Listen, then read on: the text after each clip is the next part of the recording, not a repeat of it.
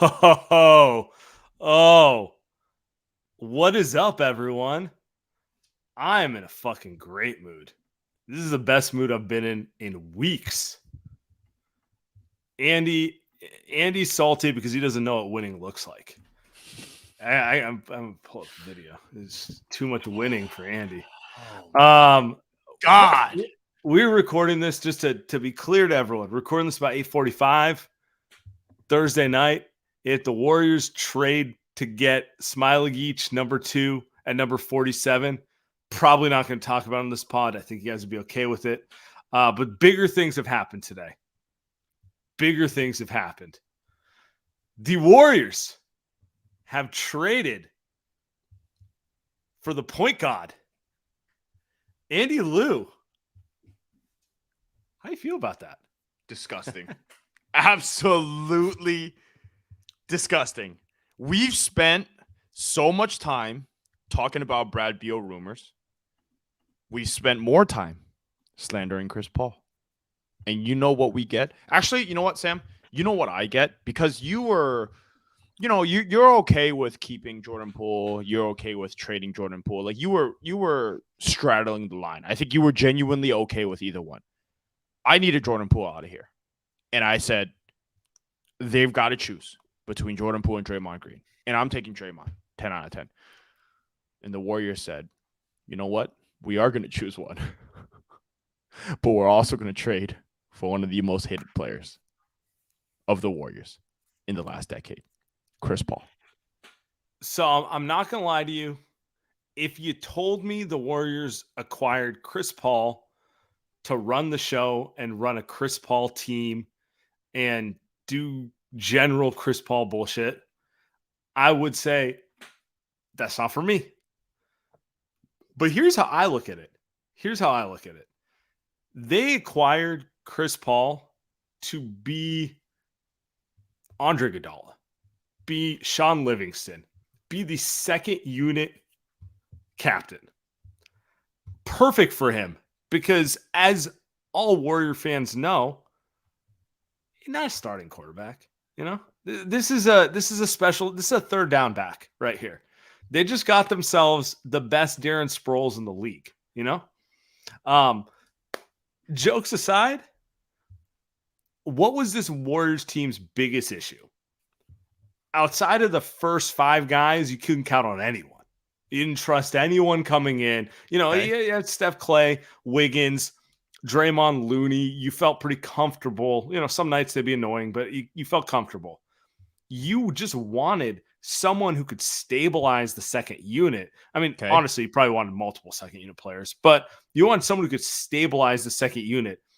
And who better than Chris Paul? In my opinion, this is the role he was meant for. 18 minutes per game, 6 points, 3 assists.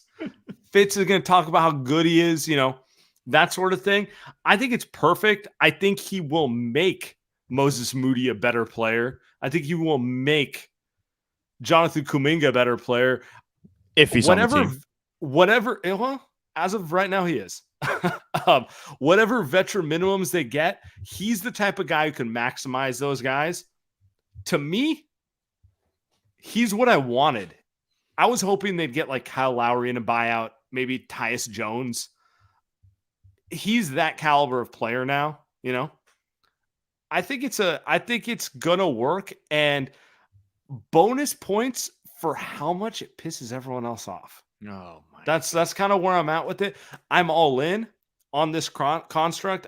In Rick Celebrini, I trust. We're the only guy in the organization who I think always bats above his pay grade is Celebrini. That's true. Keeping guys healthy. What he did with Otto Porter. Have you ever looked at Otto Porter's basketball? Yeah. And you know the Otto Porter's not 30 years old. 15 games, 10 games, 12 games, 65 games, 10 games, you know? So that's where I'm at with it. I'm leaning in. I am leaning all the way in. You're leaning you all added the IQ, way in. You added IQ to the bench. You added a guy who doesn't turn the ball over, which who's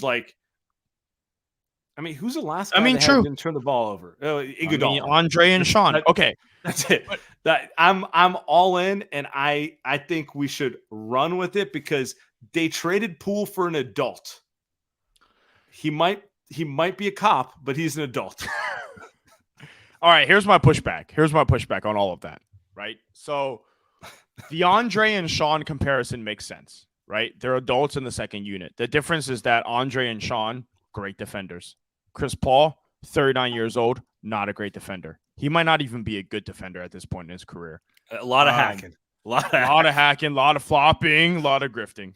The second point is you just traded Jordan Poole, who, as much as I am not a fan, probably had a fair amount of trade value out of all the guys that the Warriors had. Maybe not, but at least I would think that you can get more for him than a $30 million expiring contract. And that's what they got out of it. They got a $30 million. It felt like a salary dump move. And that's all they got. So I guess the question is, doesn't the return tell you that they couldn't have got anything for him? Like, the rest of the league's looking at him going, you want what for a dude who shot 30% in the playoffs? Right. Owed $123 million, 140, whatever. What, he's never hitting those incentives. Sorry, he's not making it all defensive. 123 million. You know, you're telling me. So I guess my question for you is, do you think someone else could have got more? I would have rather they got another guy on the Wizards than Dunkirk. Yeah, but I would have just taken another guy on the Wizards. That's interesting. So you're okay. I think that's a fair. All right. So like that's my thing, right? Like you want to get. Yeah, right. Like you want to get a 5'11" point guard that's 39 years old that hasn't been healthy for a postseason in the last 5 years. All-time assist to turnover ratio. Point guard. Like you want to get him versus if you're talking about expiring contracts, Porzingis opting in for also a $30 million deal for just 1 year. I'd rather have that guy, right? I'd rather move Poole for that guy that has a stretch big, but I guess that's what they ended up liking. Because me and you sat here and talked about the Warriors. They could have easily beat the offer that the Celtics got, that the Celtics put forward for Porzingis. Is there really a difference in the two offers? No, there really isn't. That's because the thing. Like, it felt like the Warriors could have had either one. Right. They accepted Poole for an Poole and a pretty much a protected 2030 a top 20 protected base. It's a bullshit pick. Yeah, if they end up with the 25th pick that year, none of us are going to be mad that they gave it away. That means they had a top 5 record, right? You know, that's my point. Yeah. And Porzingis event got moved. Like, so they traded. I don't know that they topped the Marcus Smart trade, but they could have topped the Brogdon one. They could have topped the Brogdon one. And to me, it feels like I'd rather have the guy that's 7'2", that can shoot threes, that can maybe protect the rim and rebound a little bit, and you build around that versus someone that, what are you going to close with Steph, CP3, Clay, Wiggins, and Draymond? Is that who you're closing with? Because Clay's a stretch 4 now. Well, that's the problem, because you talk about Sean Livingston and really you talk about Andre Iguodala, who you could close with. Andre was an elite wing defender that rebounded and can make a three versus Chris Paul. Is he elite at anything at this point? Right? Like you're talking about 20 minutes. The ball over. It's true. But I'd rather have a wing guy or a big guy versus a guy that, like, I don't even know if Chris Paul's going to close games next season. Like, you could argue that he's more of an 82-game player at this point in his career than a 16-game player. Like, I like the Warriors probably win more games in the regular season, but I don't know if he helps them that much when it comes down to winning time. You're not closing with him. At least you shouldn't. Let me thought exercise for you. Who was Miami's closing lineup? It was, so they kind of shift game to game, but like for sure, Bam at center, Jimmy at the 4, Kyle Lowry or Gabe Vincent, Duncan Robinson, and like maybe Caleb Martin. So that I know it's 6 players. You're talking about a couple guards. Yeah, but they're shifting. It's not the same closing lineup game to game. True. But I'm not saying that's huge, is my point. And the Denver Nuggets closing lineup is a little more static. Jokic, obviously. Aaron Gordon, obviously. Kind of shifted between Bruce Brown and Michael Porter sometimes. KCP, clear closing player, just solid. Can count on him. And Jamal Murray. When I look at those lineups, like, they're not playing 4 guys over 6'7". It's kind of like 2 guards, 2 wings, and a big. Kind of the direction the league's going, and they're all threats. I don't know that the Warriors can't close with Chris Paul, a good Chris Paul, and I don't know if a good Chris Paul exists, just to be clear. Steph Curry, Klay Thompson, Wiggins, and like a Draymond. I think it's possible. I might be out there on an island. I might be insane, but I don't think it's impossible. The comments agree with you. The comments are telling me to stop hating, which, fuck off. Draft night copium. Let's go, bro. No, I'm not doing copium because I don't buy it. I don't think it's a great move. Now, if you were to tell me, Sam, that the Warriors are going to use that expiring contract either this year or next year because they have a team option for next year. If you're telling me they're using that expiring contract to get someone, an actual superstar, I'm with you. But as far as we understand, the Warriors are going to keep Chris Paul. He's not going anywhere. And I don't understand why you get an even smaller point guard. I'm sure Steph is on it. I'm sure Steph is down. But you better tell me that Kuminga is going to take a step. You better tell me Moody's going to take a step. And you better tell me that they're going to get some type of big man that's going to help with him. Well, what do you think? Okay, so let's unpack this. What do you think Steph – because I think, let's be honest, everything revolves around Steph. Best player in franchise history. Like, this isn't news to anyone. And his voice matters in the organization. What do you think he wanted with Chris Paul? Like, what do you think he wanted after last season? Because there's no way on earth this move was made without him giving the seal of approval or the kiss of good luck or whatever. Right. That's not an expression. Right. I'm 100% sure that Steph loves this move, right? He was the one that was probably trying to convince Chris Paul to come over. And I think part of that is Chris Paul, like, who did Chris Paul play with before Steve Kerr? What was the point guard that Chris Paul played with? Jarrett Jack, right? Like, that was the guy that Steph played with. Jarrett Jack was on ball. That's a deep cut. That is, but like, I didn't think that far that back. Because like that, and we, Jarrett Jack was a mid-range merchant, just like Chris Paul is. and as much as we want to get angry about Steph being on ball, off ball, I think Steph is completely comfortable off ball. And I'm just trying to think of what Steph is thinking about. Like, he's probably really happy with this because in his mind, he's saying, if you're going to be able to lead the second unit when I'm off the floor, and instead of it being minus 15, we can have it even, Steph is going to live with that. And if you can have Steph as another ball handler that can get Steph to ball off ball, he's pretty happy with that. Like, don't you agree that Steph's probably pretty happy with this? Pretty happy. I think about this Draymond quote that he said early in the season. He said, traditionally, we've had a second unit that slows it down and controls the game when like Steph and Klay and those guys are off the floor. And right now we're just trying to run all game. And that's what leads to these crazy, 15-point swings. And I don't know, that could be some Draymond copium, but there's a little truth to it. Like, no one is ever going to be able to run the way Steph and those guys can. Like, just no unit can. It does make sense when Steph comes off the court. You just want dudes who don't screw it up. Like, you want dudes who can give you a 6-minute shift of even basketball, as you just said, right? Like, you just want dudes who are going to go in there and like, all right, it's 40-30 when I left, and when I come back in, it's 45-35, right? Like, we didn't increase the lead, but we didn't screw up the lead either, right? Chris Paul is the perfect type of just like, I'm going to go in there. I'm going to dribble the hell out of the ball. I'm going to set up a couple guys. We're not going to turn it over. There's not going to be a bunch of pick sixes. The Jordan Poole pick sixes killed me. You know, not going to Showed be a me. bunch of that. I know.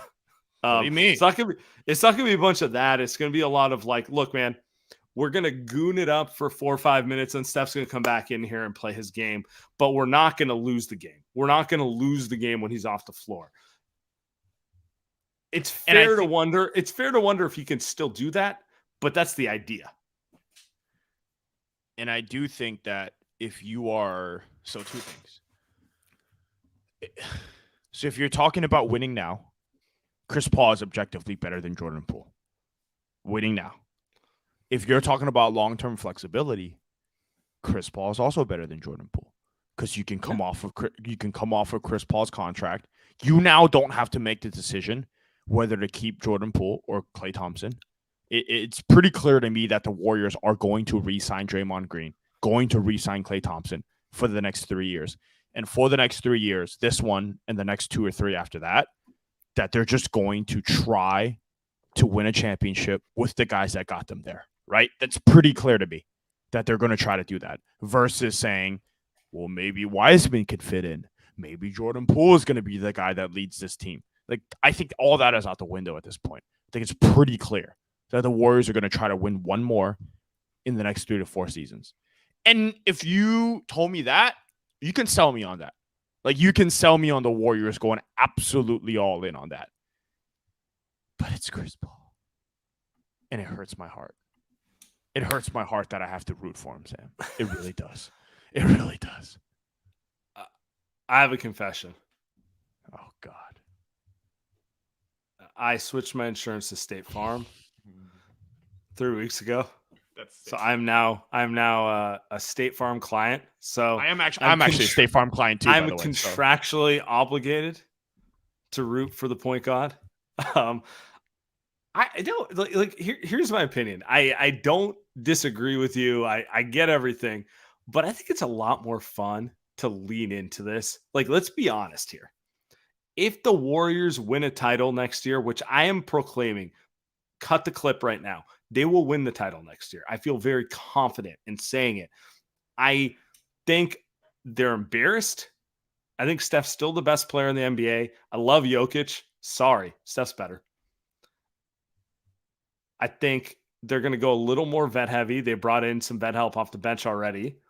And when they do, it's going to be a lot more fun to talk about how, I mean, like CP3, like, he could never beat the Warriors, but we got him a ring, good for him.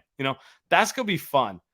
And then on the flip side, if they decide to stink it up and suck again, obviously it's all his fault. He ruined everything.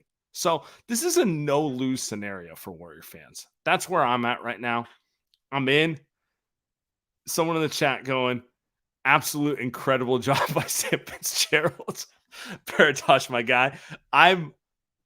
This is my pitch right now. I think this is the epitome of a no-lose situation for the Warriors. And I want to lean into it. I'm all in. I wish I was all in more before this. Oh my! We talked about this a couple of weeks ago. I will be all in. I mean, I'm gonna be all in regardless. You know how I am. Like, I'll talk myself into it. 72 hours from now. I would like to see what other moves they make. They didn't. We'll get to this, but they didn't trade number 19. They drafted some fucking guy. They didn't trade Jonathan Kuminga, right? So he's some fucking guy. So they still have now. They have another rookie. They still have Jonathan Kuminga on the team. So I don't know if they're going to make another move right between now and the free agency. If you told me that they got OG Anunoby, cool. If you told me that they got Miles Turner, I'm all in. If you told me that they got Pascal Siakam, obviously I'm all in. I don't know how they do that.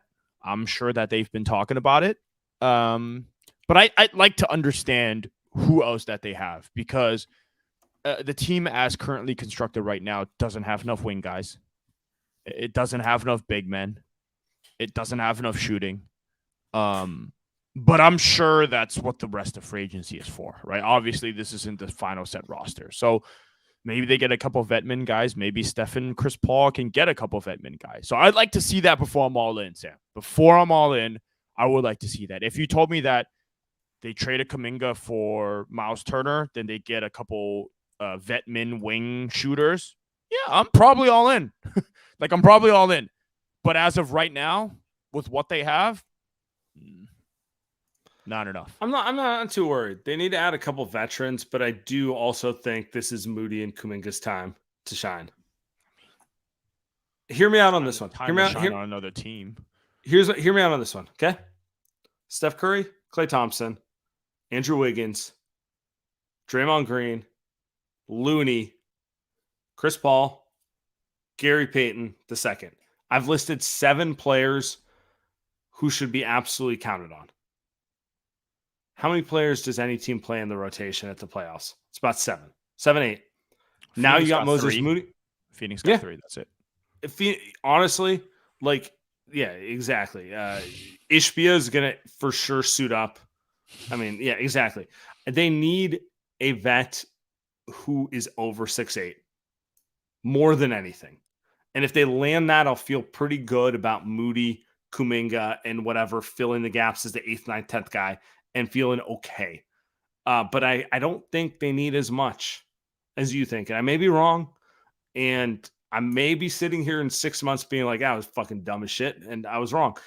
But I think a little closer. I don't know. At some point, you got to bank on Andrew Wiggins playing more than 35 fucking games. You got to bank on Steph Curry being Steph Curry. I mean, well, first off, at no point did Steph Curry not be Steph Curry. Yeah, but right. He was just hurt. You got to bank on Klay Thompson being a little better. You got to bank on GP2 not being injured when you acquire him. I feel like this team feels closer to contending if Wiggins doesn't miss half the year and GP2 isn't injured. That alone gets you 80% of the way on the wings. Maybe, and then you're talking about a 50-win team where they got to tweak some things to get over the hump. Maybe I'm overthinking it, but I don't know. It doesn't feel. It feels like they're relying a lot on Moses Moody taking a step and Jonathan, sure. and really it's Jonathan Kuminga taking a step. And I have absolutely zero confidence that Jonathan Kuminga is going to take a step. So it's really a matter of what can you trade him for. And the draft night has passed. So I thought tonight. I mean, I really thought that the Warriors. Yeah, but how much changes if Andrew Wiggins and GP2 are just there? Being honest, Wiggins missed 5 more wins, 5 to 8 more wins, and rhythm in the playoffs. If Wiggins is in rhythm, what's the Sacramento series? 5 games? Yeah, probably. Yeah, 6 matches. If that's a 5-game series, do they roll into the Lakers a little more comfortable? Yeah, they lost. These one. Yeah. So it's I'm not saying the margin's thick and all that sort of stuff, but your main guys didn't perform last year. Sorry, you can make every excuse you want for them, but they didn't. And nobody performed last year. No, exactly. I'm just saying, there's not a plan for one of your top 4 paid players not showing up, So, I mean, Steph played half the season, so I'm with you. Yeah, it's a little bit of everyone. And all right, we got a few more things to get to here. All right, awesome. I'm disgusted, confused, terrified. They salary dump Poole for 39-year-old. Draft another guard. Still lack front court size shooting. It's fair. My tone will change if they don't address the latter half of this. But free agency doesn't start till the 1st. So I'm with Awesome. I think I completely. I completely agree with them. Nothing that they're doing really makes sense. But I'm willing to see what happens in the next 2 weeks because it doesn't feel like that they're done making some moves. It wouldn't surprise me if Kuminga's not on this team in a week and a half. Hell, maybe it wouldn't surprise me if Draymond wasn't on this team in a week and a half, though maybe that's a little surprising. But it does feel like they're not going to roll into the season with this squad. Really doubtful. I hope not. They only got like 10 guys under contract. Outside of the vet mins, yeah. Outside of the vet mins. I'm sure they'll get some vet mins now. It does feel like if you're going to get Chris Paul to go with Steph, Draymond, and Clay, that you're going to get some vet mins that are probably worth it. By the way, can we pull up that video of Chris Paul? I'm doing it right now. This cracked me up. I saw you share it on Twitter. I'm pulling it up right now. Oh my God, I couldn't stop laughing. Yeah, let's do it. I got Chris. What is your reaction to being traded to Golden State today? I'm excited. I got that question I don't know how many times already, so I'm really excited. You spoke with Steph, it sounds like, already. And how did that It was good. Yeah. What do you think your role will be on that team? To help us win games. He's fucking miserable. Do you think he just fucking held a pillow and started yelling as loud as he could? He literally walked up to the highest mountain he could find. It looked like he was in a countryside there. He walked up in the highest mountain he could find. He looked down at the ocean and he just let it out for like 5 minutes. He just screamed for like 5 minutes. Why? There's no way that man is happy. Like, honestly, he probably had a little Kendall Roy vibe. You know what I'm saying? Just looking off into the ocean. And he's just sitting there like, I'm North Carolina's #1 son. There's no way Chris Paul's happy. There's no way.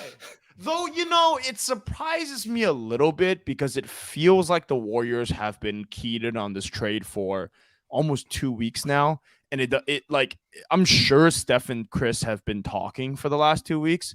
So I'm sure CP3 would have known this trade was coming. Like, it's not a surprise, but I'm sure he's still not happy. Like, the guy that he thought he was going to win a championship and Steph essentially leapfrogs him and beats him every step of the way. And now all of a sudden Chris Paul is going to come off the bench for him. I'm sure he's not happy about it. Yeah, it's hard to imagine he's at the.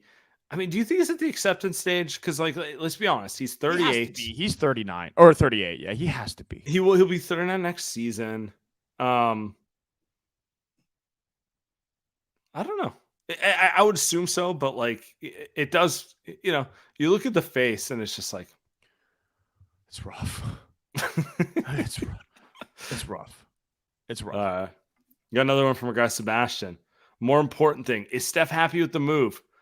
And we know he is because it doesn't happen if Steph wasn't all for it. Only thing that matters. The rest is silence. That's fair. Got to ride with 30. You got to think Steph is ecstatic. I think Steph is ecstatic. I think Steph is super happy. I think so too. I get the vision. It's fair to wonder if they'll execute the vision, but I get it. Can we talk about Jordan Poole for a second? Okay, let's do Jordan Poole. Eugene goes. CP3 going to win his first ring in a midseason turn.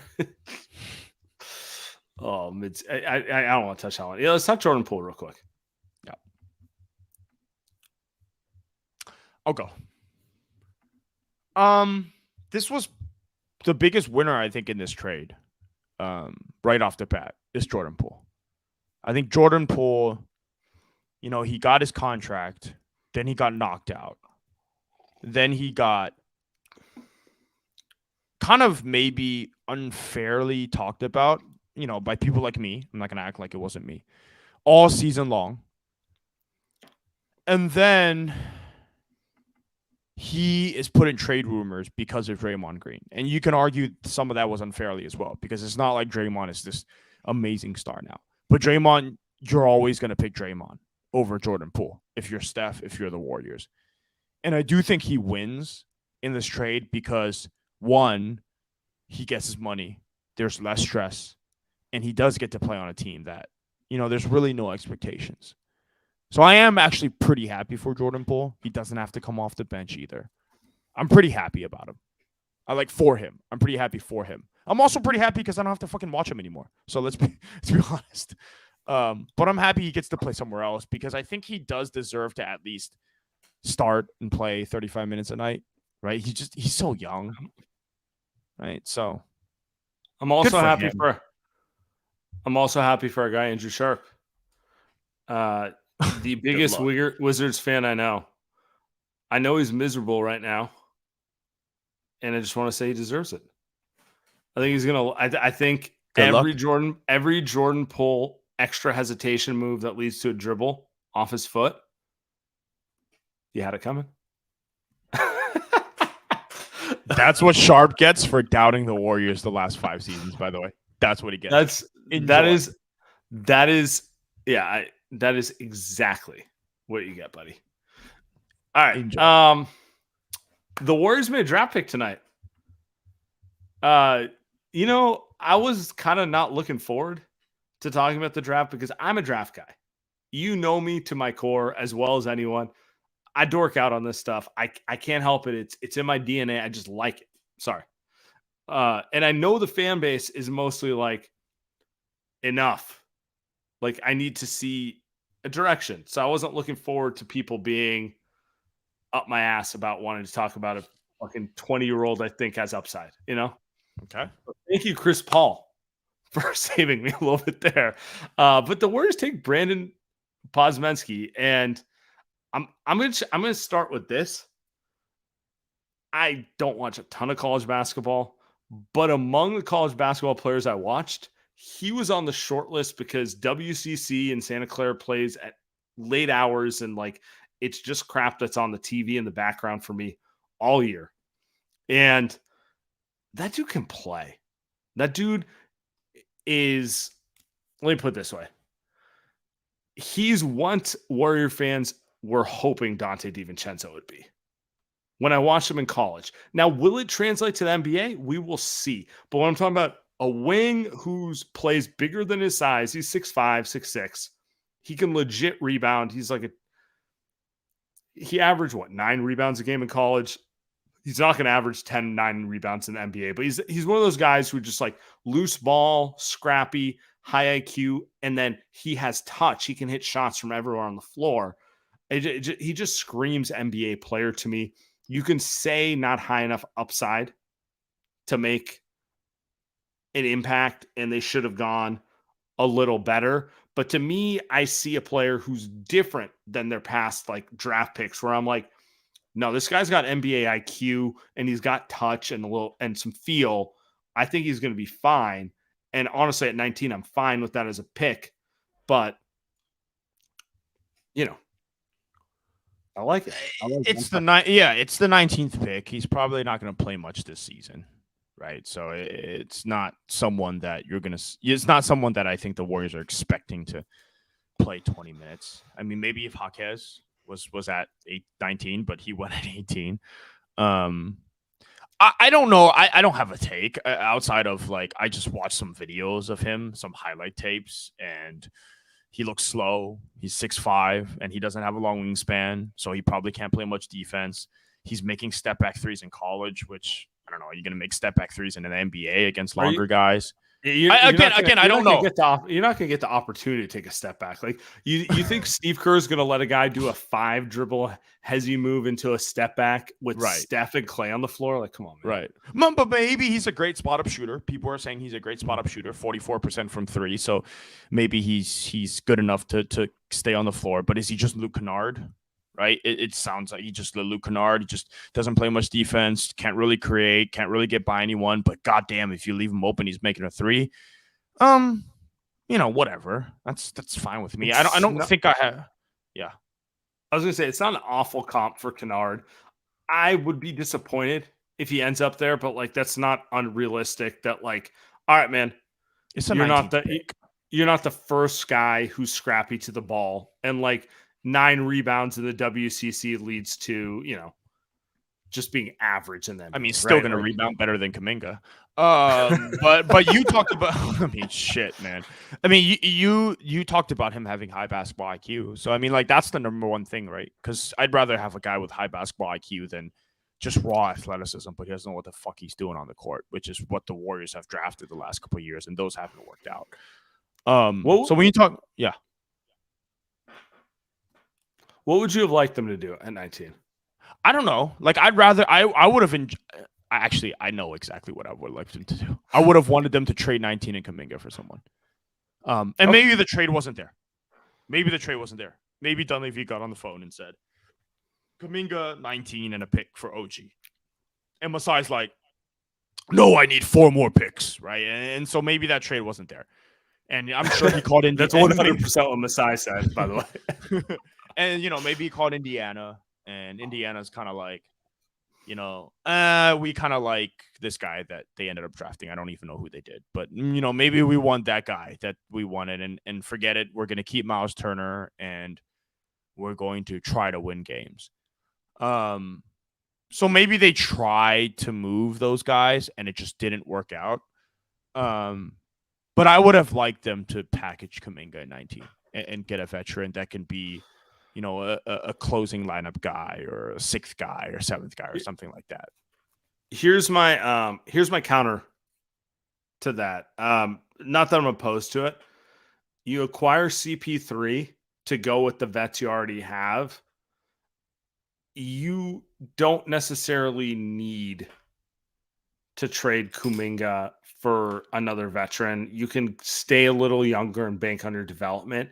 I think my biggest issue with the Warriors' development last year was they created an environment where it was unrealistic for guys to develop. And I'm not saying CP3 solves everything, but let's just, it would be easier for Jonathan Kuminga to play in a lineup with Klay Thompson, CP3, and another quasi veteran than it is throwing him out there in a lineup with 4 other kids, right? That's kind of the thing where I'm wondering if that's the way you go, where it threads the needle of hitting both your goals, which is not just trading a bunch of picks for a bunch of picks for vets and then being dead, but also, not going too young. I think you're right. I mean, maybe you bet on elite too for those guys, and CP3 does make life easier because Jordan Poole, as talented he is, doesn't make life easier for those guys because he's looking for his own shot. He's still trying to win. He's just trying to figure out the NBA game. Chris Paul knows the NBA game better than probably any player in the NBA. It's probably him, Steph, LeBron. Like those guys are probably the guys that know the NBA game inside and out. So I think you're right. Maybe they make the bet that CP3 is going to bring out better play for people like Kuminga and Moody, and maybe Baldwin. But I would like another veteran. I would like another, not like Vetman veteran. I would like another veteran that can play closing minutes. I would like a guy that maybe is even an Otto Porter. Even better. Because I feel like the Kuminga 19 had good value. But we'll see. I mean, we'll see. It's not done yet. Free agency hasn't started. Like you said, it starts on the 1st. So yeah. we're and then next week's gonna be just rumors. We're gonna be talking about some weird rumor in 3 days, just as we always do. So there's a lot of time. I'm looking at guys who went after pods. And I'm just gonna be honest with everyone. I'm very high on him. I think he's gonna be a player. He's not a point guard. I don't buy he's a point guard. Who's your comp for him then? Who's your comp? It's what you pretended Dante DiVincenzo would be. But he's taller than Dante. He's taller and longer than Dante. And he's got a little in between game, and he can shoot the ball. I mean, honestly, I think a lot of that will disappear against the pros. I just don't know how much the in between game will translate in the pros. Right. You got to be special to hit 8-foot floaters in NBA traffic, right? That's. I mean, if he figures that out, then he's a crafty. He's a star. He's a star. I mean, even Austin Reeves, right? Then he's Austin Reeves, and I need a white on white comparison, but Austin Reeves got. I'm not gonna lie. I'm trying to think of guys who are not white just to not go with another white guy comparison. I know. Me too. But I mean, he has braids. He has braids. He's a white guy with braids. I feel like that bodes well. I feel like that the braids were a period of time. He doesn't have braids right now. But I'm looking at the picks they passed on, which is like what we should. So they passed on Chris Murray. Okay. I'm not a huge. I don't know. I tried to talk about. I don't. It's part of me feels like he's getting hyped up more because of his twin. Which is fair. Cam Whitmore? What do you think about Cam Whitmore? He fell. He got drafted right after. He's if you don't like Kuminga, like that's a lot worse, you know. Okay. I mean, he's Sold me on tools. that. James Najee, Colby Jones, Maxwell Lewis. I don't know what any of these guys are. None of these guys are like. Who's the super smartest exciting. one? Who's the smartest one out of all of them? It's Pods. It's Pods. Okay. Ben Shepherd at 20 might be the second smartest shooter, small school, like quintessential, understands all the details because he wasn't a freak athlete his whole life. Right. Noah Clowney at 24 is interesting, but he's interesting in the sense of I wouldn't be surprised if in 2 years everyone's like, why didn't we take him higher? Not that he's going to actually help you anytime soon, you know? Who do you think made the pick? Dunleavy or Kirk? Or who do you think was like advocating for the pick?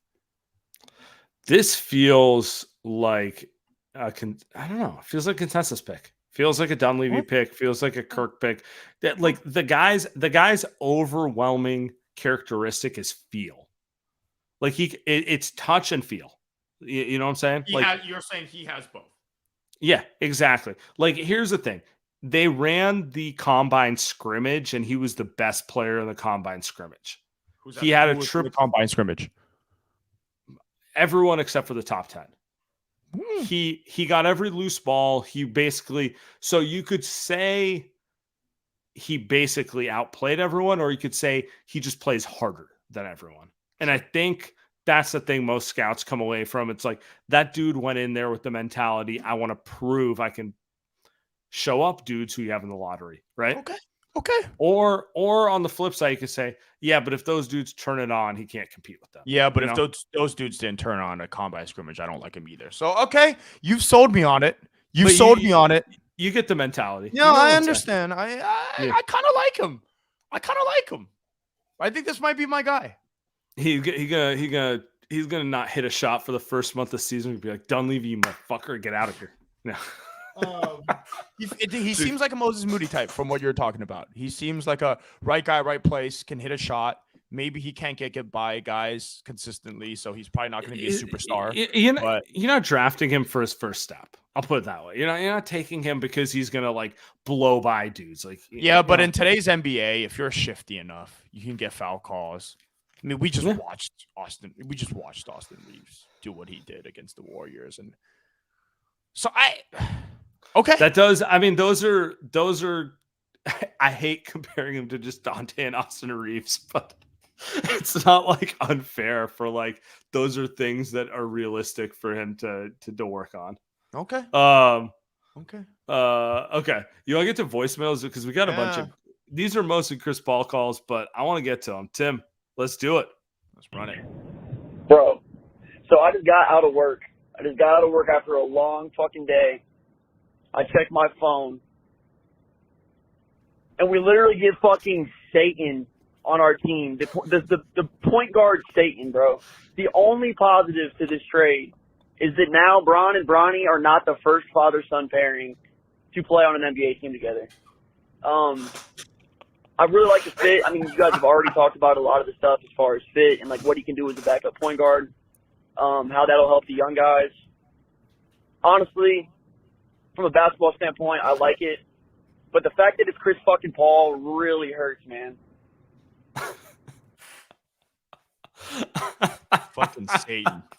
Fucking Satan himself. Dude, I thought Tim was gonna lead off with a nicer call, and Tim's like, "Nah, I'm throwing 100 down the middle off the."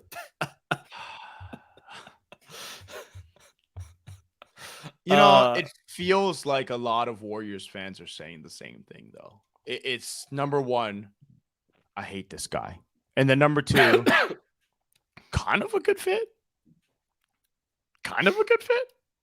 It feels like that's what we're getting with Chris Paul.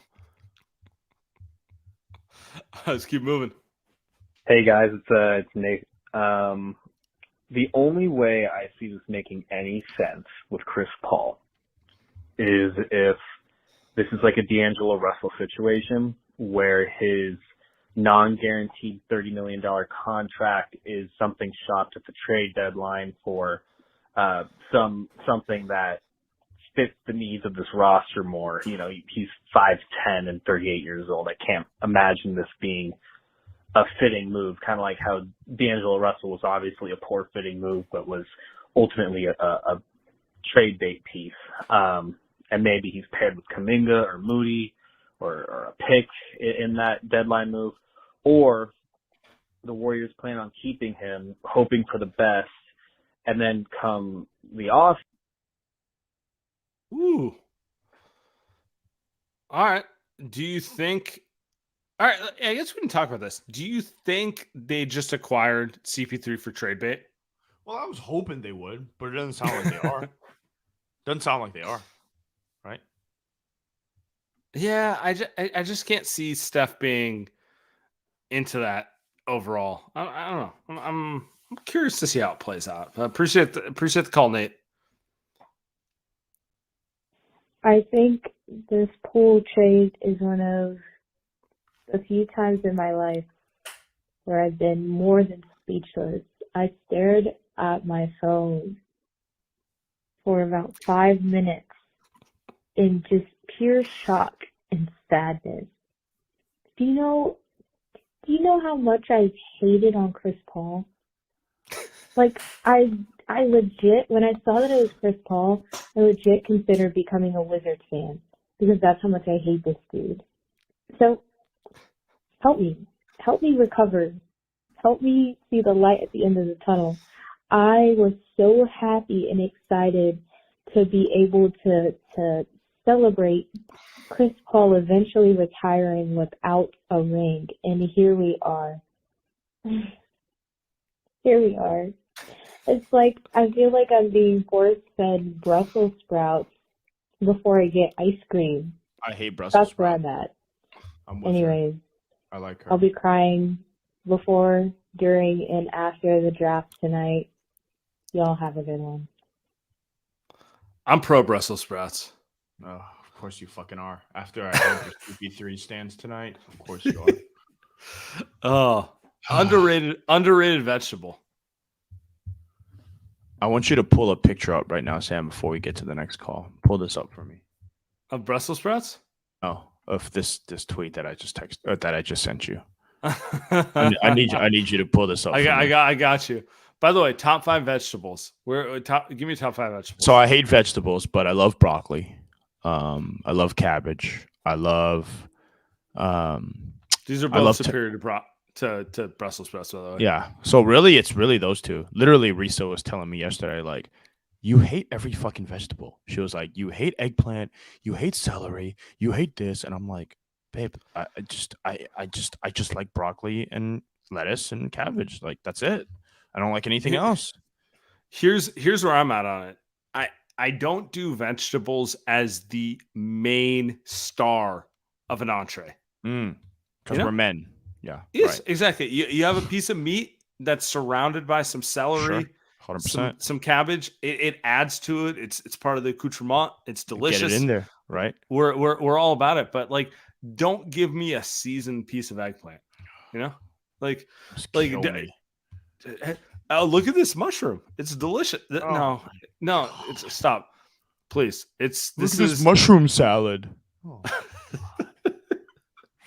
It's a non-winner. It's a non-winner.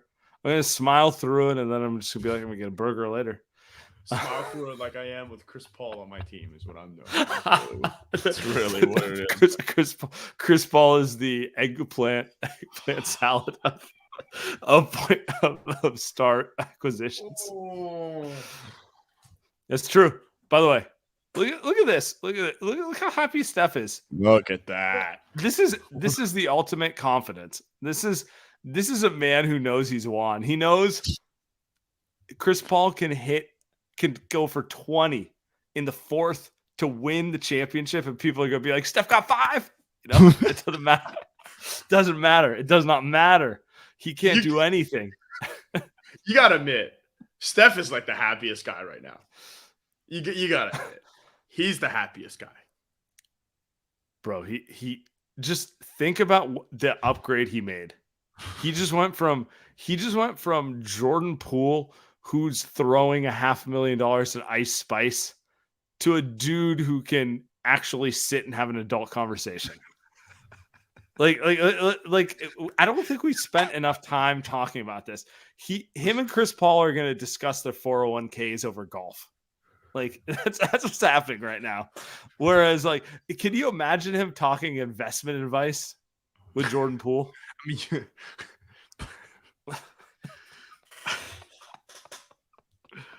oh man, the Warriors, the fucking Warriors, man. All right. Ice Spice, I don't get it. Also, by the way, I don't get it. And maybe I'm old. I'm in my 30s now, so I don't get it. I don't get it. I need to throw up the Mourinho. If I speak, I'll get in trouble. If I speak. All right, what's next? Who's next, Tim?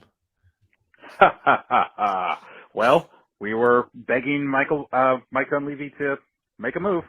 The monkey's paw curls sadistically. But no, I think now that we've gotten through the emotions part of it, I see the vision here. I think if it works, it's going to lead to another championship. And if it doesn't work, then Chris Paul is going to be very dealable next season. I think, if he stays healthy, which is the big if, but, Rick Calabrini, can he do it? If he stays healthy and he's coming off the bench, like that's going to be really good for the second unit. I think that's going to really help Moody and Kuminga. And if he shows out in like the beginning of the season, then maybe he's tradable at the deadline. And if it works out, then, then it's another ring, and another ringless loser will have ridden Steph's coattails to get there. So that's pretty cool. Obviously we hope that the team does more. They still, they're still incredibly small. So hopefully they get some bigs. And hopefully, yeah, but I don't know. We'll see. That just sucks that we have to root for Chris Paul now. Fucking kill me. Are we gonna get a Chris Paul call that doesn't end with "kill me"? Fucking kill me. Oh, that's so good. That's so good. Tim, I need you to cut that. Just kill me. Oh man. Let's go, bro. Oh my God. What the fuck? First off, we traded Jordan Poole in a salary dump for Chris fucking Paul. And then we turned around 5 hours later, we drafted white Jordan Poole. Are you fucking kidding me? Mike Dunleavy is cooked. This is all cooked. Oh, I appreciate. You know what? I have a quote for you. Mike Dunleavy says, in context of when he played for the Warriors, he said, in retrospect, I probably should have been more aggressive as a scorer. Mike Dunleavy, the GM, coming in with aggression. By the way, show that picture of Podzimski that I just sent you. This is unbelievable. Pods. By the way, the Warriors already have a lot of podcasts. They're like, who can we draft who's a pod? Right? Look at this guy, dude. This is my guy. Look right here. at this guy. I'm all in. I'm in. How do you feel about Trace Jackson Davis? That's my guy too. I like him. Why? I don't know. Just people texting me that the Warriors are going to get him. I don't know. Anyway, we can skip over this part. Oh, is my guy Trace? Is my guy Trace on the map right now? Yeah, not reported. So we'll see. All right, what's next? I had our guy Ant right on the pod, and he said that's the guy the Warriors should draft. Here's my Trace Jackson Davis scouting report. He's who we were hoping Jordan Bell would become. Big, an athlete who can switch 6'9", finish everything inside, and a good passer. I'm not saying he's going to. I'm not saying he's developing, but like he's in college just throwing down dunks and dropping dimes. Okay. I'm into that. Okay. It's Okay. much better than the opposite of missing dunks and not passing the ball, aka James Wiseman. And not catching the ball and not playing any defense ever. Tools though, toolsy. What tools? All right, let's keep it moving. I think we got one more. Is he really not going to get drafted? Timothy. Boys, what's up? It's a beautiful day in SoCal right now, but my day might have gotten a little worse with the CP3 news. I know it's a good decision. It's a good trade, and it's a good scheme fit. And Chris Paul is still a decent player, but I hate Chris Paul. We all hate Chris Paul. I think he's like my second least favorite player, only to Kyrie, and that's because he hates my people. But other than that, like I know it's gonna be hard to root for Chris Paul.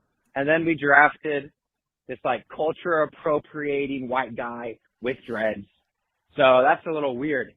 But I don't watch college hoops, so I don't know if he's gonna be good or not. I know we all wanted to trade the pick, or I wanted that, you guys wanted that, but.